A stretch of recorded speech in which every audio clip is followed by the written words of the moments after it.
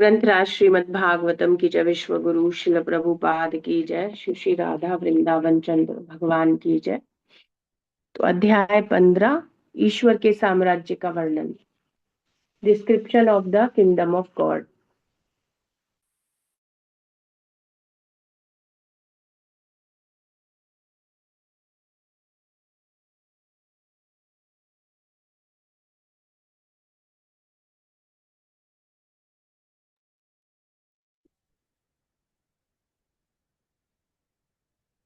तो 3.15.4 का हम अध्ययन करेंगे।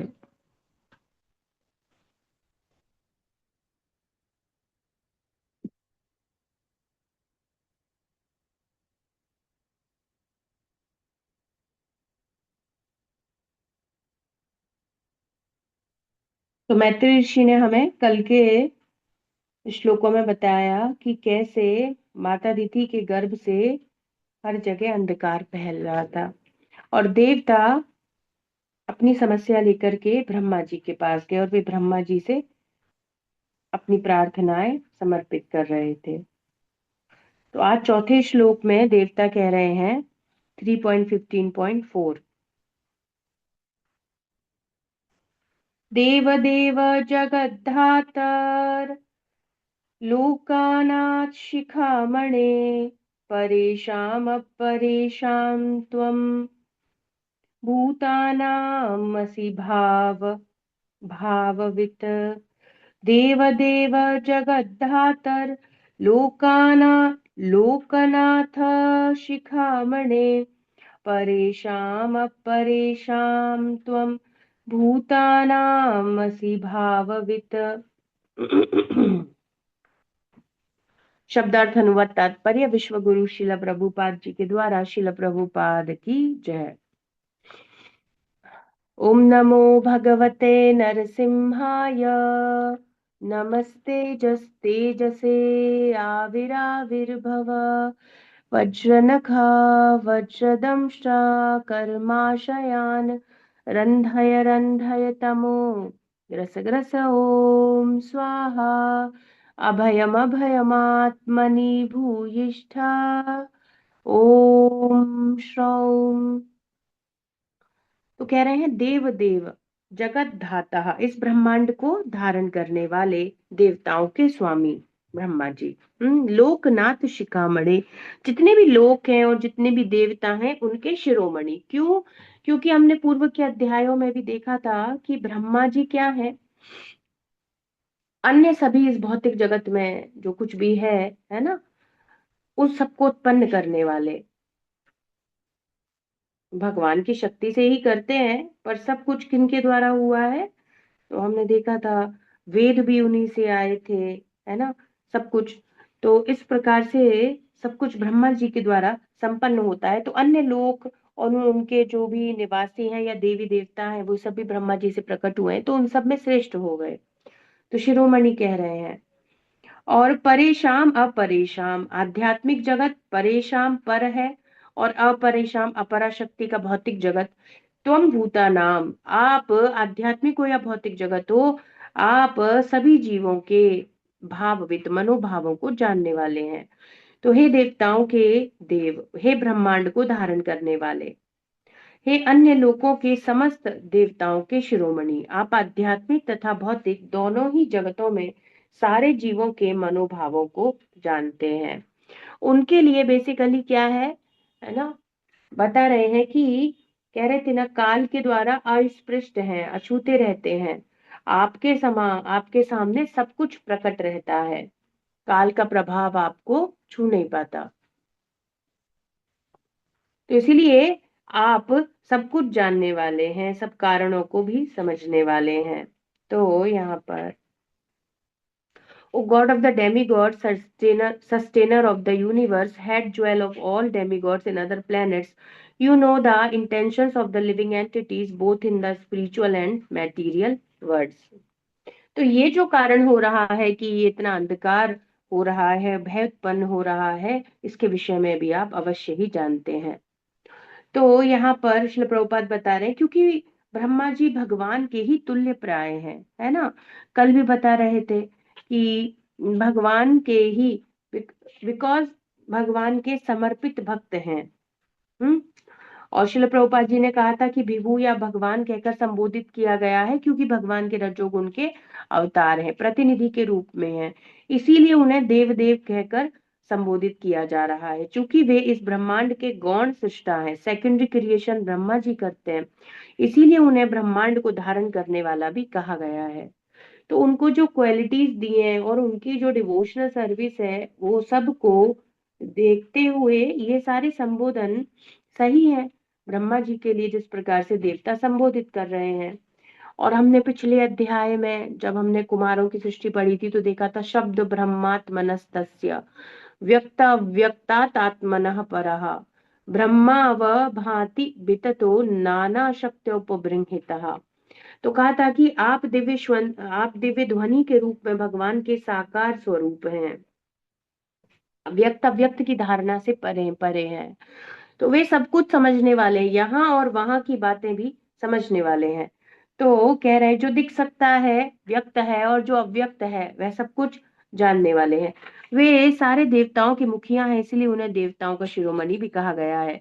आध्यात्मिक और भौतिक दोनों ही जगत में जो कुछ भी घटित हो रहा है उसे समझ पाना उनके लिए कठिन नहीं है। वे हर एक के हृदय की बात तथा हर एक के मनोभाव को जानते हैं। तम भूत हृदयम, है ना, ये सुखदेव गोस्वामी पाद के लिए भी कहा जाता है। बेसिकली कृष्णा के प्योर डिवोटी को कृष्णा के जैसे पावर्स होते हैं। तम सर्वभूत हृदयम मुनिमान तोस्मी।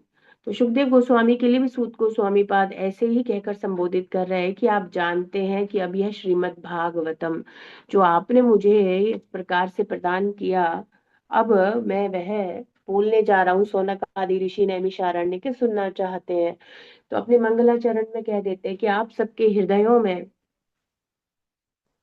प्रवेश करने की क्षमता रखते हैं। और ऐसा ही सेम नारद जी से कहा था वेद व्यास जी ने कि आप सब कुछ जानने में समर्थ है, मेरे हृदय के अंदर क्या है, अंदर बाहर क्या है ना। तो प्योर डिवोटीज उनको ये पावर होती है। इवन हम देखते हैं रूप गोस्वामी पाद, तो श्री चैतन्य महाप्रभु के क्या मनोभाव है रथ यात्रा का जब होता है, तो रथ यात्रा के समय चैतन्य महाप्रभु एक श्लोक का उच्चारण करते हैं और उसी श्लोक को सुनकर के रूप गोस्वामी पाद लिख देते हैं एक एक पेपर पे, और उसके पूरे अर्थ सहित ऐसे। तो एकदम चैतन्य महाप्रभु आश्चर्य करने लगते हैं कि तुम्हें ये कैसे पता कि मैं ये श्लोक गा रहा था और ये श्लोक का अर्थ ऐसा है, ये तुम।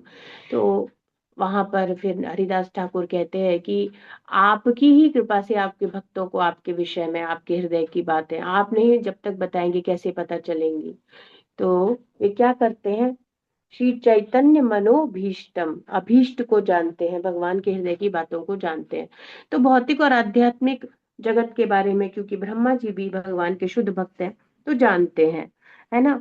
तो कह रहे हैं कि हर एक की बात तथा हर हृदय के हर एक के मनोभाव को भी जानते हैं, और तभी तो वे सबका निर्णय करके उनको शरीर प्रदान कर रहे हैं, लोक प्रदान कर रहे हैं। इसीलिए उस उनसे इस घटना की व्याख्या करने के लिए अनुरोध किया गया है कि आखिर दिति माता के गर्भ से सारे ब्रह्मांड के लिए ऐसी चिंता का कारण क्यों बन गया है ना। तो हिरण्याक्ष और हिरण्यकश्यपु इतनी चिंता का कारण कैसे हैं इसको पूरा अब हम देखेंगे। यहाँ से कुछ श्लोकों बाद ब्रह्मा जी बताना शुरू करेंगे कि ये कैसे शुरू हुआ। जय और विजय उन दोनों को भगवान के पार्षद हैं, श्राप लगा और हिरण्याक्ष और हिरण्यकश्यपु के रूप में वे आएंगे।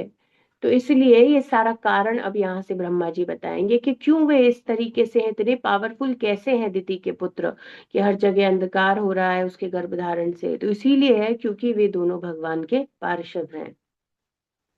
तो अब आगे क्या कह रहे हैं, नमो विज्ञान वीर्याय माययेदम उप उपेयुषे उपेयुषे गृहीत गुण भेदाय नमस्ते व्यक्त योनये। तो नमो विज्ञान वीर्याय, प्रभुपाद बता रहे हैं बल तथा वैज्ञानिक ज्ञान के आदि स्रोत। क्यों? क्योंकि हमने पिछले अध्याय में देखा था एक एक करके ब्रह्मा जी के पूर्व के मुख से लेकर के चारों वेद प्रकट हुए, फिर पंचम वेद भी प्रकट हुआ। तो विज्ञान, विज्ञान में ज्ञान के आदि स्रोत है। तो इस भौतिक जगत में उस ज्ञान के जो ज्ञान है, इवन ज्ञान और विज्ञान रियलाइज्ड भी जो नॉलेज है ना, तो उस सब के वैज्ञानिक ज्ञान के स्रोत हैं, यहाँ तो उन्हीं के द्वारा आया है। इवन हमने देखा था कोई भी योनि हो, पेड़ पौधे से लेकर के ओमकार तक भी यहाँ तो ब्रह्मा जी के द्वारा प्रकट हुआ है ना। गायत्री मंत्र ब्रह्मा जी के द्वारा प्रकट हुआ है, ये सब हमने देखा था। शब्द व्यंजन सब कुछ ब्रह्मा जी के द्वारा प्रकट हुए हैं। तो यहाँ तो सब कुछ एक एक चीज ब्रह्मा जी के द्वारा हैंड क्राफ्टेड है। तो कह रहे हैं विज्ञान वीर्याय, आपके बल और वैज्ञानिक ज्ञान, इन सब के आप आदि स्रोत हैं। तो जो भी देवताओं को प्राप्त हो रहा है वह तो अगर एक परिप्रेक्ष्य में देखा जाए ब्रह्मा जी के द्वारा इस संसार में प्राप्त हो रहा है, इसीलिए वे ब्रह्मा जी को इस प्रकार से संबोधित कर रहे हैं, original source of the strength and scientific knowledge, है ना। माया, मायया इदम उपेयुषे, ये जो शरीर आपको प्राप्त हुआ है भगवान की बहिरंगा शक्ति से है ना। तो इस भौतिक जगत में, और ये जो प्राप्त भी हुआ है, नमाते अव्यक्त योनये, और आपके प्रकट होने का स्रोत कोई नहीं जान सकता। इवन ब्रह्मा जी को भी पता नहीं चला कि मैं गर्भोदक्षाई विष्णु से प्रकट हुआ हूँ, है ना। तो कल हम जो थोड़ा डिस्कस कर रहे थे माता जी, तो वो आपको यहाँ पर इस वाले श्लोका में भी उसके परपोट में आपको आंसर मिल जाएगा, व्यक्त और अव्यक्त, और थोड़ी क्लैरिटी हो जाएगी। वैसे तो हमारा हो गया था, है ना। और कह रहे हैं ग्रहित गुण भेद है ये, और आपने गुण भेद मतलब विभेदित रजोगुण, तीनों गुणों में से आपने रजोगुण को स्वीकार किया है। तो आप भगवान के प्रतिकृत रजोगुण को स्वीकार करते हैं।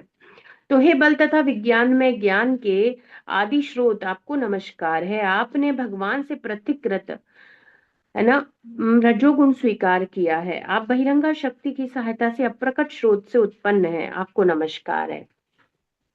तो बहिरंगा शक्ति का शरीर है, और प्रकट करने वाले स्वयं कौन है? कृष्णा है। और अव्यक्त है क्योंकि वे देखे नहीं जा सकते। क्यों? क्योंकि हम लोग भौतिक लेवल पर है, इसीलिए संसार के लिए भी अव्यक्त है। कहने की बात यह है ना।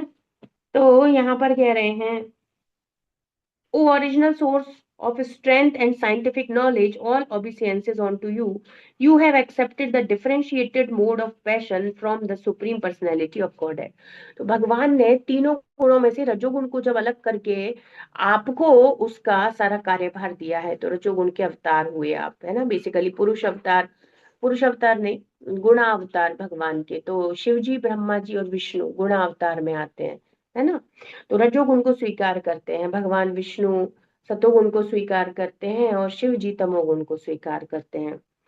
तो with the help of the external energy you are born of the unmanifested source, जो हमें नहीं पता, ब्रह्मा जी को खुद भी नहीं पता था। वे ढूंढने लगे कि ये कमल का पुष्प कहाँ से आया है, मेरी उत्पत्ति का स्रोत क्या है था। तो ब्रह्म जिज्ञासा करने लगे।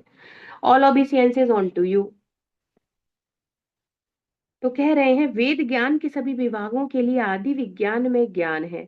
तो जितने भी वेद हैं, क्योंकि उनकी नॉलेज, ब्रह्मा जी को वेद गर्भ कह दिया गया है, हिरण्मय कह दिया गया है, तो सारे वेदों की नॉलेज को वो एसिमिलेट कर चुके हैं। तो इसीलिए कह रहे हैं उसी से सारा विज्ञान में जितना भी ज्ञान सब कुछ जो आया है वेदों से आया है। और वेदों का यही ज्ञान भगवान द्वारा सर्वप्रथम ब्रह्मा जी के हृदय में दिया गया था, और फिर हमने देखा था कुमारों तथा अन्यों की सृष्टि में वेदों को ब्रह्मा जी ने प्रकट किया था। अतः ब्रह्मा समस्त विज्ञान में ज्ञान के आदि स्रोत हैं। इस भौतिक जगत में तो वे ही हैं, है ना। वे उन गर्भोदक्षाय विष्णु के दिव्य शरीर से प्रत्यक्ष रूप से उत्पन्न हुए हैं, जिन्हें हम भौतिक ब्रह्मांड का कोई भी प्राणी नहीं देख पाता। अतः वे सदैव अव्यक्त रहते हैं, इसीलिए उनको अव्यक्त योनया, आपके जन्म का स्रोत किसी को नहीं पता। क्यों? क्योंकि भगवान है, देखा नहीं जा सकता। कौन देख सकता है, कौन समझ सकता है? जैसे ब्रह्मा जी ने शुद्ध भक्ति करी तो वे समझ गए, और फिर अन्य देवी देवता भी तभी भगवान के दर्शन कर सकते हैं जब वे भक्ति करेंगे। बिना भक्ति के भगवान को नहीं देखा जा सकता। तो इसीलिए भौतिक परिप्रेक्ष्य में अव्यक्त रहते हैं। यहाँ पर ब्रह्मा जी को अव्यक्त से उत्पन्न कहा गया है। वे उस भौतिक प्रकृति में रजोगुण के अवतार हैं, जो भगवान की प्रतिकृत बहिरंगा शक्ति है। और एक और सुंदर बात कह रहे हैं, यत प्रसादात भगवत प्रसादो यत अप्रसादाम न गति कुतोपि। तो भगवान के शुद्ध भक्त की कृपा से सब कुछ संभव है। क्या संभव है? ये त्वानन्येन भावेन भावयन्त्या भावयन्त्यात्मभावनम् आत्मनि प्रोत भुवनम परम सद असदात्मकम।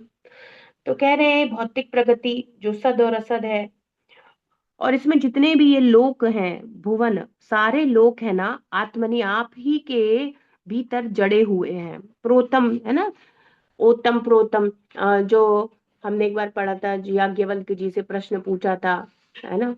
तो इस प्रकार से कैसे, किस पर आधारित है, किसमें गुथा हुआ है एक प्रकार से, तो यह सब कुछ किस पर आधारित है, गार्गी ने पूछा था। तो उन्होंने उत्तर दिया था ब्रह्म पर, बस वहीं तक ले गए थे और आगे नहीं ले गए। अब ये देवता उससे तो ज्यादा ही जानते हैं, निर्विशेष निराकार की जगह ये तो ब्रह्मा जी के विषय में बता रहे हैं, क्योंकि वास्तविकता में इन सब का सब मेंटेन, ये सब जो क्रिएट किया है, सेकेंडरी क्रिएशन पूरा किया, हमने देखा था सृष्टियां थी, तो कुछ सृष्टियां भगवान ने की थी और फिर बाकी की सृष्टि ब्रह्मा जी करते हैं, तो उस आधार पर सब कुछ उन्हीं पर गुथा हुआ है। और ये त्वा अनन्येन, और यदि कोई आपकी सेवा में अनन्य भाव से, मतलब बिना विचलित हुए भक्ति, यदि कोई अनन्येन भावयंती, ध्यान करता है, आपकी सेवा में संलग्न होता है, आत्म भावनम, तो भावेना, तो उसको क्या हो जाता है, भक्ति योग की प्राप्ति हो जाती है। और आप क्या हैं, आत्म भावनम, सारे जीवों को उत्पन्न करने वाले हैं। तो हे प्रभु, ये सारे लोग आपके भीतर विद्यमान हैं और सारे जीव आपसे उत्पन्न हुए हैं, उनको सबको शरीर ब्रह्मा जी नहीं दिए हैं। अतएव आप इस ब्रह्मांड के कारण हैं, और जो कुछ भी अनन्य, और जो कोई भी अनन्य भाव से आपका ध्यान करता है, वह भक्ति योग को प्राप्त करता है। तो भगवान के शुद्ध भक्त की सेवा करने से भगवान के प्रति भक्ति क्या हो जाती है, बढ़ जाती है ना। किरात हूर्णांद पुलिंद पुलकशा भीर शुंभा यवना खसा दयान्य च पापे यदपाश्रया श्रया, है ना, तस्मै सुभद्र सबसे प्रभनम प्रभवे नमः, है ना, लास्ट की लाइन में शायद कोई वर्ड मिसिंग है। तो वहां पर यही बता रहे हैं कि भगवान के शुद्ध भक्त की कृपा से किसी को भी, यदि कोई शुद्ध भक्त को स्वीकार कर ले, उनकी बात को स्वीकार कर ले, उनके अनुसार गाइडेंस करने लग जाए और उनके अनुसार अपने जीवन में चलने लगे, तो क्या होगा, तो बताते हैं कि उसका भी सुभद्र परम कल्याण हो जाएगा। तो यदि कोई ब्रह्मा जी के प्रति भी अपनी अविचल श्रद्धा रख ले, कपट वगैरह से रहित, अब हम कहेंगे हिरण्यकश्यपु तो ब्रह्मा जी की तपस्या करता है, पर कैसी थी उसकी तपस्या, कि मैं क्या हो जाऊं, अमर हो जाऊं, कपट वाली थी। तो यदि भगवान के शुद्ध भक्त की सेवा की जाए निष्कपट भाव से और अनन्य भाव से, तो भक्ति योग, भगवान श्री कृष्ण के प्रति शुद्ध भक्ति योग प्राप्त होने लगेगा। इवन आपको याद है जब हमने ब्रह्मा जी की स्तुतियां अध्याय देखा था, उसकी फलश्रुति में मैत्रेय ऋषि बता रहे थे कि जो ब्रह्मा जी की ऑफर की हुई इन प्रेयर्स के द्वारा, है ना, इनका अध्ययन करता है, पढ़ता है ना, इनको उच्चारण करता है, तो क्या होता है। याद है वहां पे अध्याय था,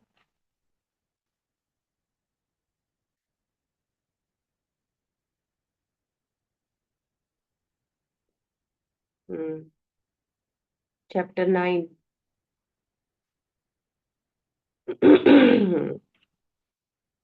हम्म जो भगवान ने इवन स्वयं कहा था, है ना, भगवान स्वयं कह रहे हैं, य एतेन पुमान् नित्यं श्रुत्वा श्रोत्रेण मां भजेत तस्याशु संप्रसी तस्यासु संप्रसीदेयं सर्व काम वरेश्वरम।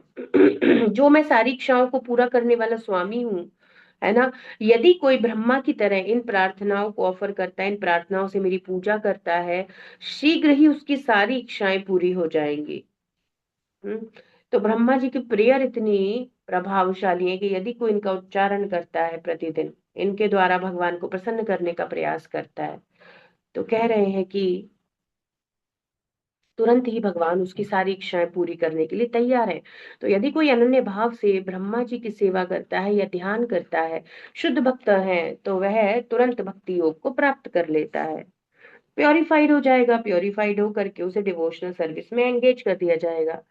तो बता रहे, O lord, all these planets exist within yourself and all the living entities are generated from you, therefore you are the cause of this universe and anyone who meditates upon you without deviation attains devotional service।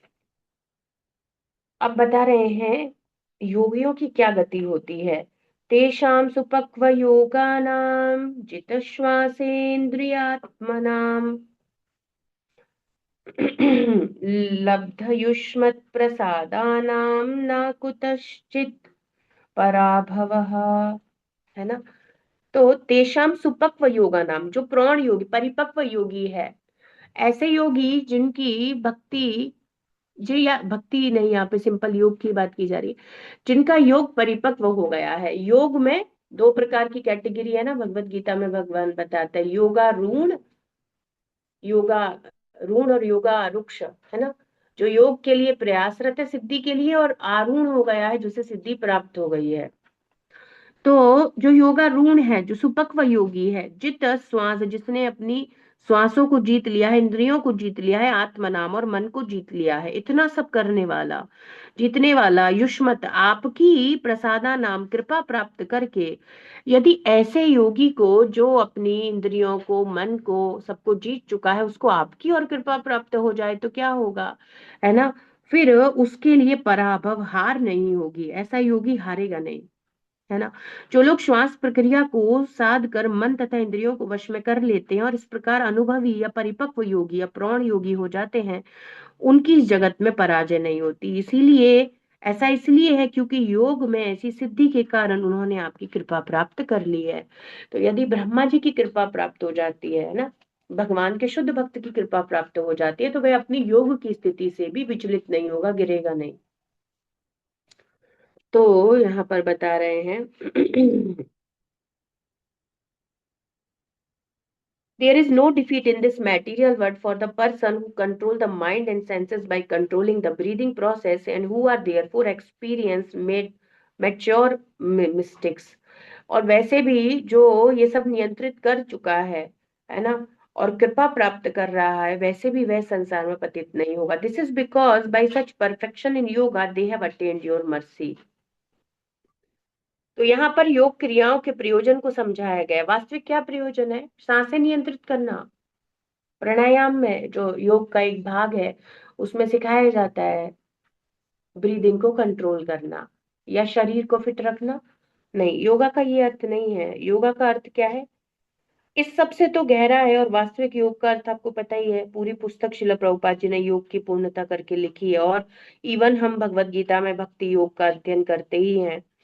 तो बता रहे हैं कि ऐसा कहा जाता है, अनुभवी योगी श्वास प्रक्रिया को वश में करके इंद्रियों और मन का नियंत्रण प्राप्त करता है। तो योगा प्रोसेस का लॉजिक क्या है? अपनी इंद्रियां और मन को नियंत्रित करना, क्योंकि जब तक कोई इंद्रिय और मन को नियंत्रित नहीं करेगा, वह किसी भी प्रकार से योग में स्थित नहीं हो सकता। विश्वामित्र हो, शौबरी मुनि हो, कोई भी योग में स्थित नहीं हो सकता, विचलित हो जाएगा, पतित हो जाएगा। तो इन सबको वश में करना, नियंत्रण करना। अतः श्वास को वश में करके वे करते क्या है? श्वास को वश में करना चरम उद्देश्य नहीं है, असली तो वे योग क्रियाओं का प्रयोजन क्या है? मन और इंद्रियों को वश में करना। तो योगी को सांसों को वश में करके आसन लगाकर, ध्यान समाधि ये सब लगा करके क्या करना होता है? बेसिकली अपने आप को बॉडी से डिटैच करना होता है, मन और इंद्रियों से अलग अपनी स्थिति गोस्वामी के रूप में देखनी होती है ना। गोदास से गोस्वामी की तरफ आना है, और यह सब बहुत आसान है भक्ति योग के द्वारा। तो शिल प्रभुपाद कह रहे हैं, जब जिस किसी ने ऐसा नियंत्रण प्राप्त कर लिया है, उस अनुभवी परिपक्व योगी समझना चाहिए उसे। यहाँ पर इंगित किया गया है कि मन और इंद्रियों पर नियंत्रण रखने वाले योगी को भगवान का असली वर प्राप्त रहता है और उसे कोई भय नहीं रहता। तो ब्रह्मा जी की कृपा प्राप्त हो रही है या भगवान की कृपा प्राप्त हो रही है? यस्य प्रसादात भगवत प्रसादो। तो शुद्ध भक्ति की कृपा प्राप्त होना, भगवान की कृपा प्राप्त होना ही है।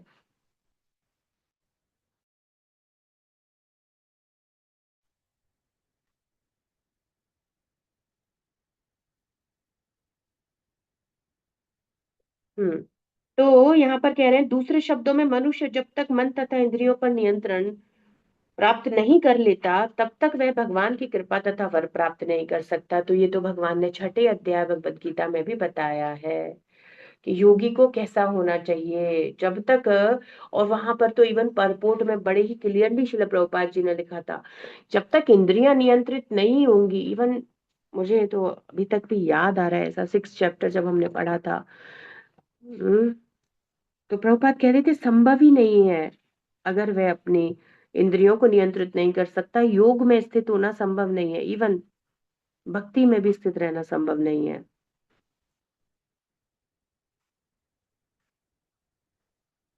हम्म परपोर्ट।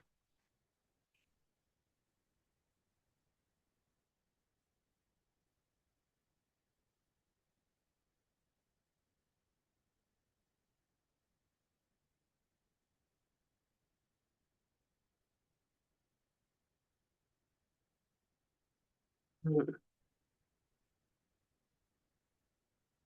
यहाँ बताया तो है, जितात्मनः प्रशांतस्य परमात्मा समाहितः शीतोष्ण सुख दुखेषु तथा मान अपमानयो। जिसने मन को जीत लिया है, उसने पहले ही परमात्मा को प्राप्त कर लिया है, क्योंकि उसने शांति प्राप्त कर ली है। और ऐसे पुरुष के लिए सुख दुख सर्दी गर्मी मान अपमान एक से हैं, है ना। और फिर वह समलोष्ट समकांचनः, है ना, सभी को बराबर दृष्टि से देखता है। यहाँ तक कि हितैषी हो, श्रद्धालु, ईर्ष्यालु, कोई भी हो, सबको बराबर स्थिति से देखता है।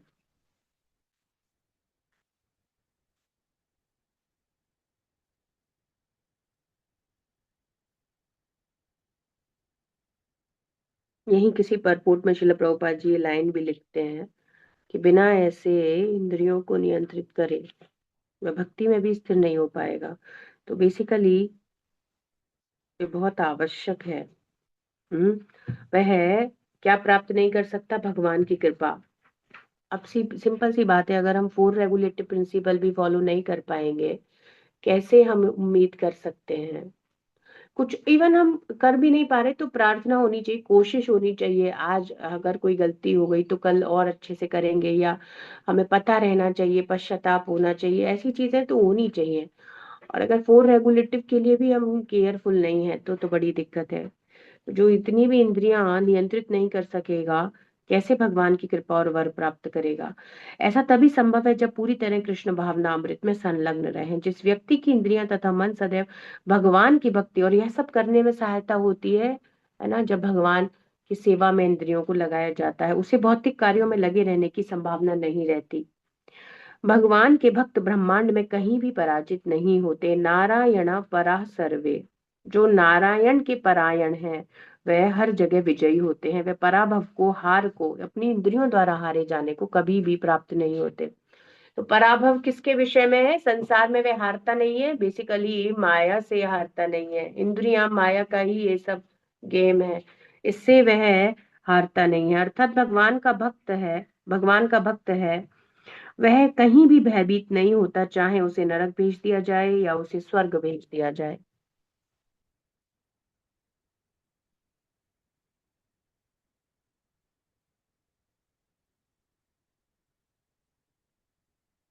3.6 में।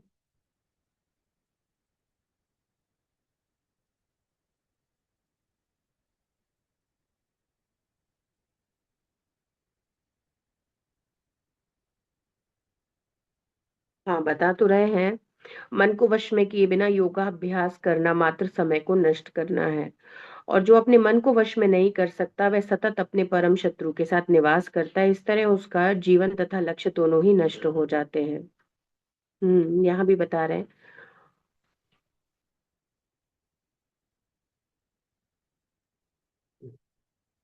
हम्म और भी कहीं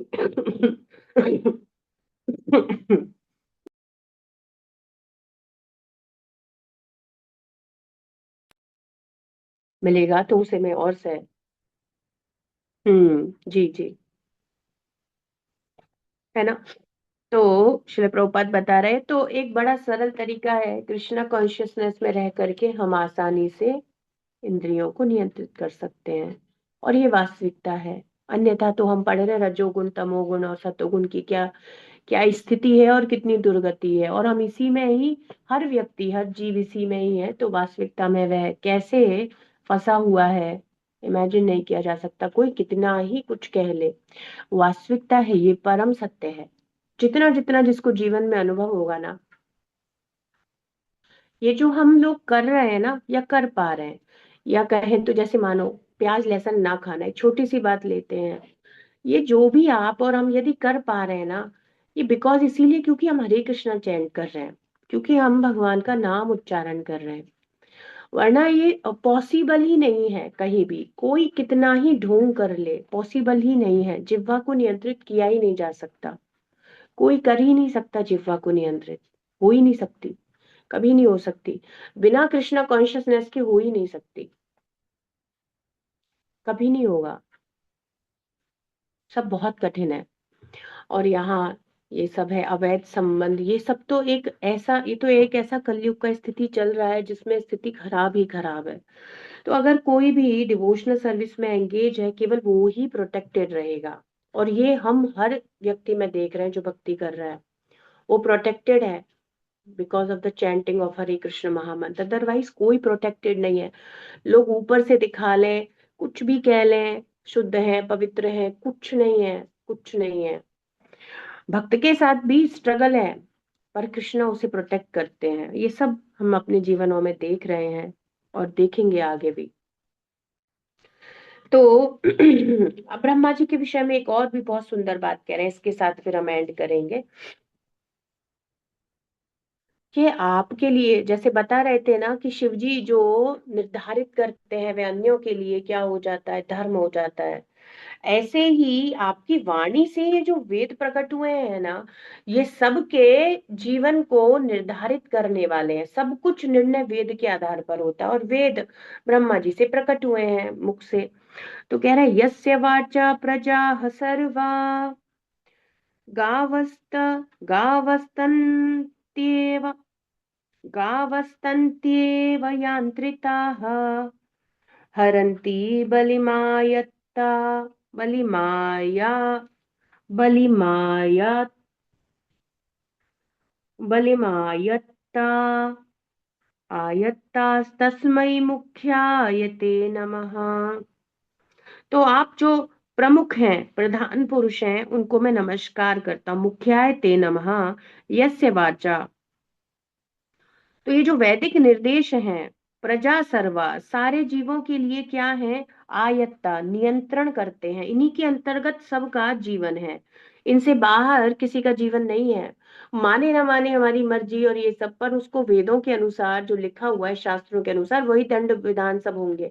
कोई कहे नहीं हम नहीं मानते, आप मत मानो, पर आप मानो या ना मानो, आपके ऊपर सरकार के नियम लग रहे हैं। आप जिस भी देश में रह रहे हो उसके नियम लग रहे हैं।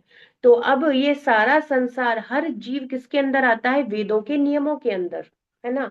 तो उसको उन्हीं निर्देशों को फॉलो करना होगा। और अगर नहीं करता है तो जो है, जो भी उसका नियंत्रण है वेदों के द्वारा, उनके दिए हुए निर्देशों के अंतर्गत ही सब कुछ नियंत्रित है। हम्म। और कोई जीव इसका उल्लंघन नहीं कर सकता, उसी के द्वारा सबका डिक्लेरेशन होगा। तस्मय मुख्याय, है ना, ऐसे ऐसे परम मुख्य पुरुष को, मुख्याय को हम नमस्कार करते हैं। तो कह रहा है ये कैसे होता है, जैसे गावा जो बैल होता है, तंत्या रस्सी से, इव यांत्रिता बंधा रहता है, ऐसे ही हम सब कैसे बंधे हुए हैं, निर्देशों से। हम सब कैसे बंधे हुए हैं, वैदिक आदेशों से। वैदिक आदेशों के अलग अलग से कुछ भी नहीं किया जा सकेगा। कोई कहे हम तो कर लेते हैं, तो आपको परिणाम भोगने होते हैं, आपको कष्ट होना होता है, आपको पीड़ित होना होता है। यदि आप वेदों के नियमों को क्रॉस करते हो तो आप पीड़ित होते हो। क्यों? क्योंकि दंड होगा यदि तुम नियम नहीं मानोगे, और वेदों में सारा विधान दिया गया है, दंड दिया गया है।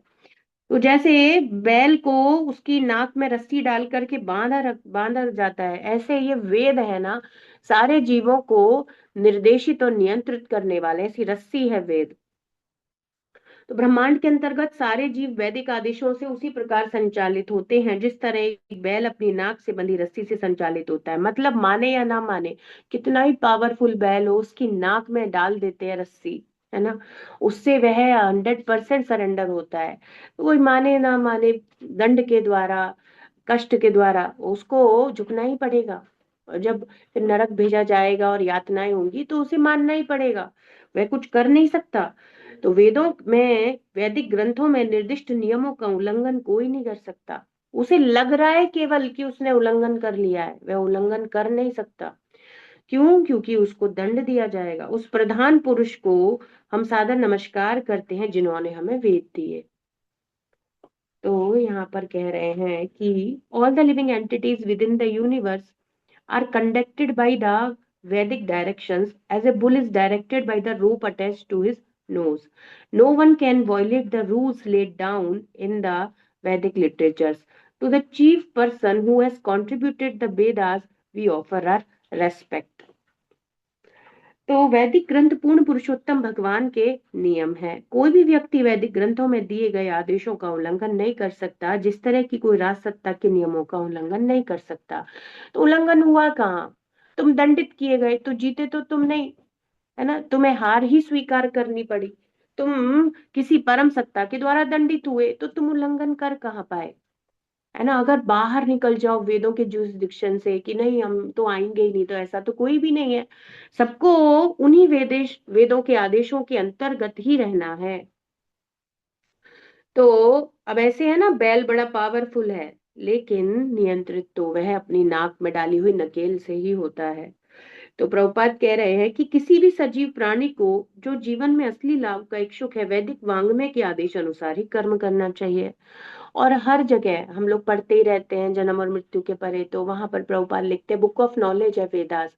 और हर रिलीजन में उसकी बुक ऑफ नॉलेज दी गई है कि आप ऐसे चलो, ऐसे चलो, आपको ऐसे चलना चाहिए। और जो फॉलो नहीं करता उसकी यात्रा बड़ी कष्टदायक रहने वाली है, क्योंकि सत्ता के अंदर अधिकारी है, जो जो न्यायाधीश है, जो दंड का विधान करेगा, फिर उसके दंड से नहीं बचा जा सकेगा। तो कह रहे हैं जिसको वास्तविकता में अपना हित समझ में आता है कि फालतू में मुझे नहीं पिटाई विटाई खानी, मुझे तो सही चलना है, तो वैदिक वांग्मय के अनुसार कर्म करना चाहिए, सही कार्य करना चाहिए। और ये है सब, ये प्रोटेक्शन क्यों है? ताकि जीवों की ही रक्षा हो सके। तो कोई कहीं थोड़ा बलिष्ठ या बलवान हो गया तो दूसरे को परेशान करे, ये सारी चीजों को रोकने के लिए सबको सबके अधिकार दिए गए हैं। और यदि कोई उनका हनन करने का प्रयास करेगा तो वह दंडित होगा। यही तो एक नियंता या एक राजा का कर्तव्य है कि सब सुखी रहें, सारी प्रजा संतुष्ट रहे। इसीलिए ये आदेश बनाए हैं राजा ने।